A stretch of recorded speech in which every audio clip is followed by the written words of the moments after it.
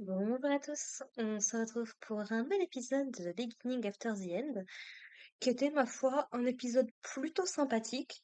Alors, je sais pas si c'est parce qu'on se concentre sur ces personnages-là dans cet épisode, ou si c'est parce qu'au bout du troisième épisode, je me remets un peu dans la série.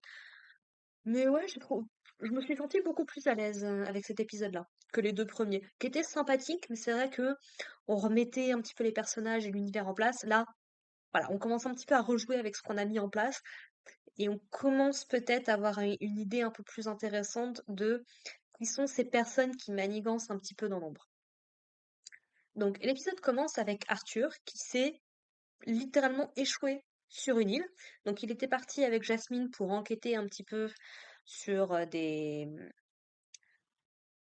va dire un petit peu sur des naufrages. Il était à la recherche d'une bête mana en particulier.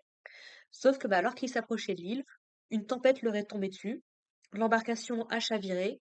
Jasmine et Arthur ont été séparés. Donc là où Jasmine a pu revenir sur le continent et notamment a pu retrouver Sylvie qui était restée visiblement en arrière, on a Arthur de son côté qui s'est retrouvé complètement échoué sur l'île avec un bateau inutilisable, donc aucun vrai moyen de retourner sur le continent tout seul, en tout cas. Et c'est là qu'il va tomber sur Elijah et Lucas, qui sont donc des personnages qui avaient déjà été introduits dans la saison 1, qu'on avait vite fait revu là dans l'épisode 1 de la saison 2. Mais en gros, ce sont les deux personnes avec qui Arthur, en tout cas.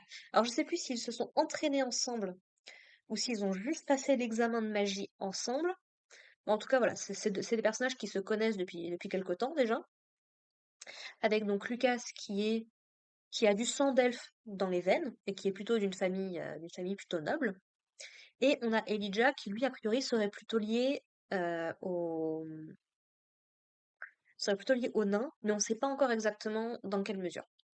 Là où c'est intéressant, c'est que à la fin de la saison 1, il y avait eu toute une alliance qui s'était formée entre les humains, les elfes et les nains pour essayer un petit peu de mettre leurs forces en commun, plutôt que juste se faire la guerre un petit peu ou rester hostiles les uns entre les autres, puisque on savait notamment que les elfes et les humains, ça matchait pas des masses, et que c'était principalement le fait qu'il ait sauvé Tessia quand il était enfant qui a fait que les elfes l'avaient accepté dans leur village.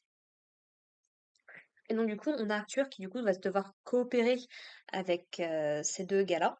Bon, clairement, Elijah est beaucoup plus facile que Lucas, mais Lucas, j'aime bien parce que c'est le genre de personnage, c'est un tsundere globalement, même si, mais en gros, voilà, il est plutôt arrogant, il est sûr de lui, il a des compétences qui, soyons très honnêtes, sont quand même bien développées, il sait se battre, c'est pas juste de la- mais du coup, il a un côté un peu plus sympathique.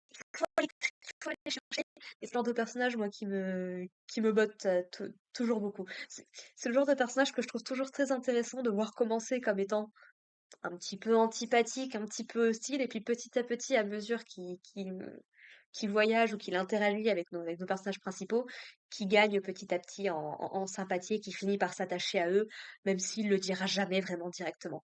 Sauf dans des moments tragiques, ça peut, je sais pas, ce genre de truc, moi, ça marche toujours. Alors qu'un personnage comme Elijah est beaucoup plus, est beaucoup plus cool, en fait, de base, avec le personnage principal.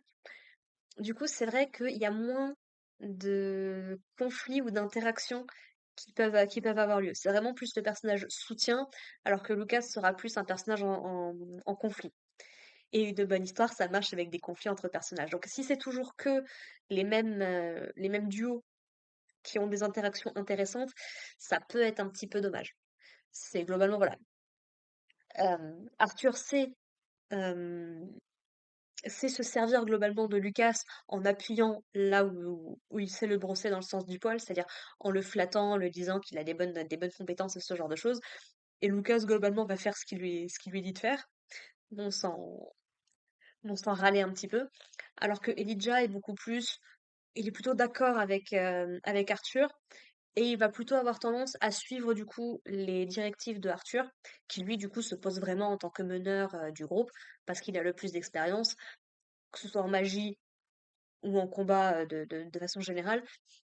Et comme il a déjà énormément d'expérience dans sa vie précédente, où il était notamment roi, il a l'habitude de prendre un rôle de leader et de meneur. Donc ils vont devoir un petit peu s'associer parce que donc du coup, là où Elijah était venu enquêter justement sur apparemment il y a eu pas mal de naufrages qui se sont passés dans les environs, donc essayer de savoir un petit peu qu'est-ce qui se passait. De son côté, Lucas, il a été envoyé par la famille royale de Sapin pour du coup se débarrasser d'une bête mana, du coup une espèce de salamandre, qui a le pouvoir notamment de contrôler un petit peu les éléments, éléments comprenez la météo et le climat globalement, et qui du coup c'est probablement lui qui provoque des tempêtes dans les environs de l'île, qui se trouve être son territoire. Alors qu'il le défend ou est-ce que c'est juste parce que bah, c'est dans sa nature, c'est pas exactement précisé, mais le but voilà, c'est de s'en débarrasser. Et du coup, donc on va voir un petit peu ces trois personnages qui vont un petit peu apprendre à survivre sur cette île tout seuls. On découvre notamment le principe d'anneaux dimensionnels. Il me semble pas qu'on nous avait déjà présenté ça dans la série. Mais en gros, c'est des anneaux qui te permettent de faire débarquer des objets. Ça a l'air d'être assez vaste parce que ça compte également la nourriture. Mais du coup, c'est comme si tu avais une petite dimension de poche, j'imagine, où tu mets des trucs pour plus tard et tu peux les récupérer un petit peu quand tu veux. Fort heureusement, du coup, Lucas avait une tente, avait des trucs un petit peu pour qu'il soit protégé. Et même si Elijah avait de la nourriture, vu qu'ils sont trois, ça tiendrait jamais la journée entière, quoi. Donc voilà, on va avoir Arthur qui va pêcher un petit peu, qui va ramasser des champignons, et qui du coup va demander à Lucas de s'occuper de faire griller les poissons, en le flattant notamment parce que la magie de feu, ça, c'est un truc qu'il connaît. Et du coup, on a Lucas on le voit essayer d'ajuster un petit peu la température parce que le premier il est cramé, l'autre il est pas du tout. Enfin voilà, c'est intéressant de voir l'évolution du personnage, même dans ce petit épisode, de voir un petit peu plutôt que de juste lancer des trucs offensifs comme a priori on dirait qu'il a l'habitude de le faire, bah, d'essayer un petit peu de contrôler un petit peu son pouvoir au niveau de son intensité. On a notamment Arthur qui nous dit que bah en fait Lucas lui rappelle la personne qu'il était quand il était plus jeune, dans sa vie intérieure, et que c'est pour ça en fait qu'il ne veut pas juste l'abandonner et s'en débarrasser, qu'il veut essayer de lui donner les cartes en main pour qu'il devienne une meilleure personne, quoi. Donc, non, franchement, j'aime beaucoup ce petit trio, qui du coup va finir par tomber sur cette salamandre, puisqu'il la cherche. Et j'aime beaucoup parce que ils tombent sur une énorme grotte, et ils sont tous les trois en mode, ah, je pense qu'elle est là. Ouais, je suis d'accord. Elle est définitivement ici. Je sais pas pourquoi ça m'a fait rire le fait qu'ils soient tous les trois en train d'être d'accord sur un truc. Ça m'a rappelé beaucoup une interaction.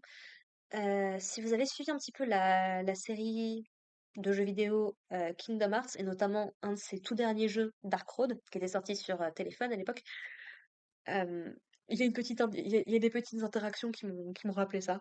C'est un trio qui fonctionne plutôt bien. Et donc du coup, donc, ils vont décider tous les trois de l'attaquer. On va avoir globalement une configuration classique de Magical Fantasy, c'est-à-dire Arthur avec ses épées qui est à l'offensive, Elijah avec ses pouvoirs notamment de manipulation de la terre qui va jouer sur la défensive, et on va avoir Lucas qui va jouer le rôle du mage à balancer du coup des sorts sur la bestiole. Ils vont ceci étant avoir du mal à s'en débarrasser parce que même si les attaques ont l'air de faire des dégâts, contrairement à l'araignée par exemple du dernier épisode, enfin du premier épisode, ou c'était un sanglier, je crois, que Tessia avait affronté. Bah là, en fait, les attaques font mouche, mais la salamandre a une capacité de régénération tellement élevée qu'en fait, elle se guérit en 3 secondes, donc leurs attaques n'ont pas vraiment le temps d'avoir des effets importants. Et du coup, Arthur va changer un petit peu la dynamique, va demander à Elijah, pour le coup, de partir vraiment à l'offensif, pendant que Arthur s'occupe un petit peu de la défense, avec Lucas qui reste un petit peu en rôle secondaire, plus à les couvrir en balançant des sorts magiques.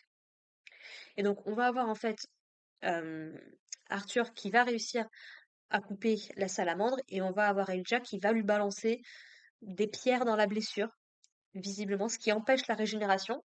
Alors, petit problème, c'est pas particulièrement marqué sur le reste du combat, donc c'est pas clair si c'est juste une attaque,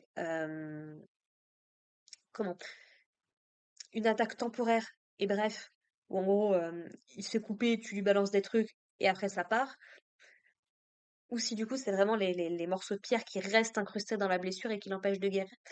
C'est pas très clair à ce niveau-là au niveau du visuel, mais ça a l'air de marcher, sauf que cette bête reste quand même une créature suffisamment puissante pour que eux, à leur pauvre petit niveau, ils puissent pas faire grand-chose. C'est là du coup que Jasmine va débarquer puisque elle cherche Arthur depuis leur séparation. Arthur qui a réussi à communiquer par télépathie avec Sylvie. Donc très intéressant de savoir euh, quelle est la distance avec laquelle il peut utiliser ce lien qu'ils ont entre eux. Est-ce que c'est littéralement illimité et peu importe où ils seront dans le monde, ils seront capables de communiquer l'un avec l'autre? Ou est-ce qu'il y a quand même une limite et c'est juste que là on l'a pas atteint? C'est pas clair. Petit point, j'ai trouvé ça adorable parce qu'elle appelle Arthur papa. C'est juste trop choupi, j'adore. Et donc du coup, sous les ordres de Arthur, Sylvie va réussir à retrouver Jasmine, lui fait comprendre globalement que Arthur est en vie, ce qui va permettre à Jasmine d'essayer de retrouver sa trace, et c'est elle qui va se débarrasser de la salamandre en littéralement lui coupant la tête. Voilà. Et donc ça montre aussi à quel point elle est un rang supérieur d'eux en termes d'aventuriers, et qu'ils ont encore beaucoup à faire pour atteindre son niveau. Donc c'était plutôt pas mal. Avec Arthur notamment qui dit que oui, il est puissant, le problème c'est qu'il manque d'endurance, parce que pour l'instant il a encore que un corps d'enfant. Il faudra attendre qu'il grandisse vraiment en tant qu'adulte et continuer son entraînement bien évidemment, pour avoir vraiment une chance contre ce genre de bestiole-là. Voilà. Et l'épisode se termine du coup. Alors on a un petit passage sur Tessia, bon, qui encore une fois n'arrive toujours pas à aller voir Arthur, mais voilà, on prépare petit à petit des retrouvailles entre les deux. J'espère que ça va juste pas arriver à la fin de la saison, ce serait bien, quoi. Et du coup, on revient sur cette espèce de groupe qui a l'air du coup de préparer quelque chose pour un événement quelconque dont on ne sait pas encore ce qui va se passer. Mais voilà, ils préparent des trucs avec les créatures de mana, et c'est pas très clair s'ils veulent que les créatures se fassent tuer, ou justement s'ils envoient les créatures pour faire des ravages. Les 2 sont possibles, parce qu'on se rappelle que dans le dernier épisode, il voulait tuer Tessia avec le monstre qu'il lui a envoyé.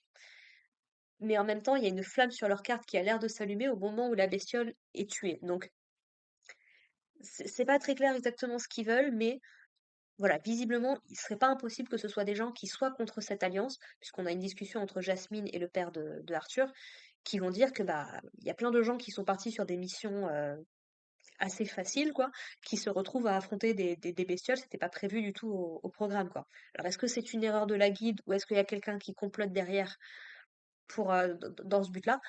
Peut-être les deux en même temps. C'est pas impossible que la guilde soit de mèche ou cause volontairement des problèmes. Mais voilà, on commence petit à petit à mettre une trame en place. Je suis assez curieuse de voir où ça va aller pour le coup.